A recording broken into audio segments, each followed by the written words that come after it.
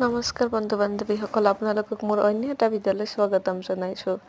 এয়া আমি দালিখিনি প্ৰথমতে ৰঙচুৱা হোৱালৈকে ভাজি লৈছোঁ। তাৰপিছত চাউলৰ লগত মিক্স কৰিছোঁ। তাৰপিছত গৰম তেল কৰিছোঁ কুকাৰত, আৰু তাতে তেজপাত আৰু জলকীয়া দিছোঁ, আৰু লগতে পাঁচফোৰণ দি কিনে অকণমান ভাজি লৈছোঁ ৰঙচুৱা হোৱালৈকে। তাৰপিছতে ইয়াতে আমি কাটি থোৱা চব্জি দি দিম।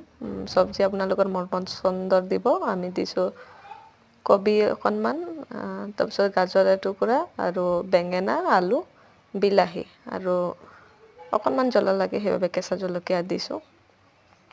সেইখিনি ৰঙচুৱা হোৱাৰ পিছতে চব্জিখিনি এতিয়া আমি এড কৰিম, আৰু তাৰ লগতে ভাজি থোৱা দালি আৰু চাউলখিনি একেলগতে এড কৰি